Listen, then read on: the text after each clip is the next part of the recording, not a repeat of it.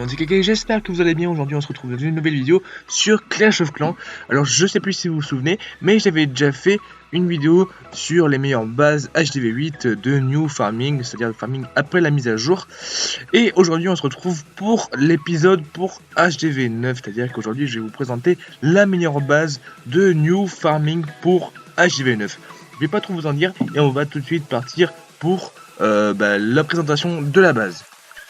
Et c'est parti, donc voici la fameuse base. Donc vous pouvez voir que les tours de sorciers sont très bien placés à côté des réserves, ce qui peut permettre de contrer tout ce qui est barbarché. Les Arctics sont très bien centrés au milieu du village et toujours en mode sol pour contrer les attaques de géants. Donc on voit que les réserves, il y a un bel anneau de réserve. L'élixir noir très bien protégé au centre. L'HDV aussi, ainsi que le château de clan. On voit que les défenses antiaériennes couvrent absolument tout le village pour contrer les attaques minions ballons. Les deux héros protègent à eux seuls 4 réserves en tout. Les mortiers couvrent absolument tout le village. Pour ce qui est des pièges, nous avons 2 fois 2 bombes pour anti-cochon. Nous avons aussi plein de pièges à ressort très bien placés pour contrer les attaques de géants. Les tech chercheuses très bien placées à côté des défenses anti-aériennes pour contrer les attaques de dragons. Et les petites bombes anti-aériennes pour contrer les attaques de gargouilles à côté des tours de sorciers. Donc voici pour la présentation du village. On passe tout de suite au premier gameplay. C'est parti pour le premier gameplay. Donc le gars qui m'a attaqué en géant. Donc je précise que ce village est un village, une bonne base farming pour les gens qui farment, qui sont pas dans la ligue géante, genre cristal, master, tout ça. C'est un village à prendre quand vous êtes en or ou quand vous êtes en argent. Donc là le gars m'attaque en géant avec des guérisseuses, tout ça, il commence à déployer un peu ses troupes. Là boum, le piège à ressort qui fait plaisir et qui nous vire 3 géants.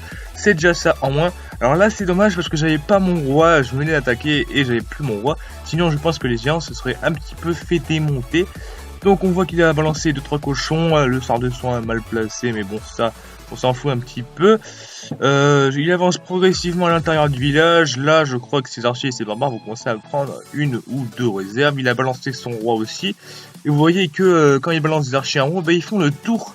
Ils font le tour, ça qui est bien. Si on dégage pas tous les bâtiments qui sont autour du village, et bien on peut pas pénétrer à l'intérieur. C'est vraiment un village qui est assez grand et assez puissant, parce que vous voyez que voilà, il vient de balancer son château de clan et les barbares qui étaient dedans ont tourné.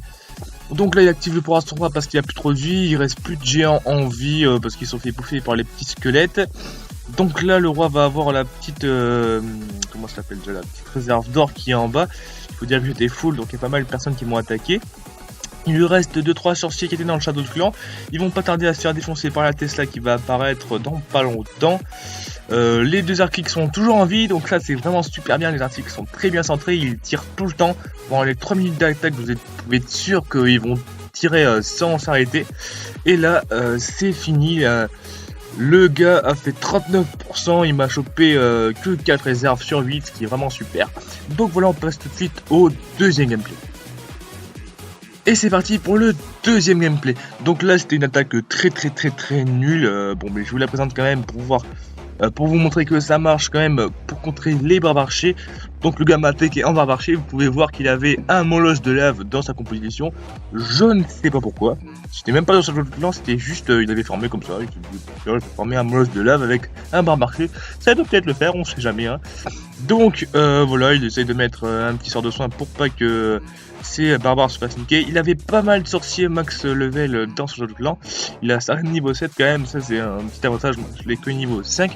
Donc là les doubles bombes qui vont bousiller tous ces barbares qui étaient déjà à l'intérieur.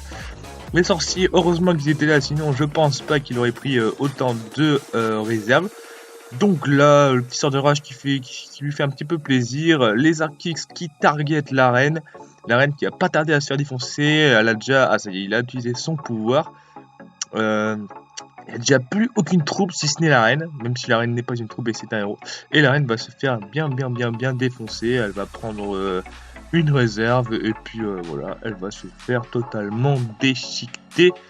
Et son molosse qui aura absolument servi à rien. Je ne sais même pas pourquoi il fait partie de sa composition. Et voilà, il lui reste un petit archer. Donc voilà pour le deuxième gameplay. Je vais maintenant vous montrer mon petit journal de défense. Donc vous voyez que là il y a quelqu'un qui m'a attaqué avec des PK et des géants et sorciers max, donc ça m'a fait un petit peu mal, 74%, mais je me suis encore jamais pris de 3 étoiles sur mon village, j'y suis vraiment très content. Donc vous voyez que dès qu'on m'attaque avec des géants ou des barbares ou même des trucs max, et ben les mecs arrivent pas à me faire une étoile. Donc ouais les gens, j'espère que cette vidéo vous aura plu. N'hésitez pas à mettre un petit like et vous abonner à ma chaîne YouTube. Et sûrement que je referai d'autres vidéos dans ce genre pour peut-être des HDV 7, 8 et encore HDV 9 si je trouve d'autres bases sympas. Donc voilà, et ben moi il ne me reste plus que vous dire ciao tout le monde, à la prochaine et portez-vous bien les gars.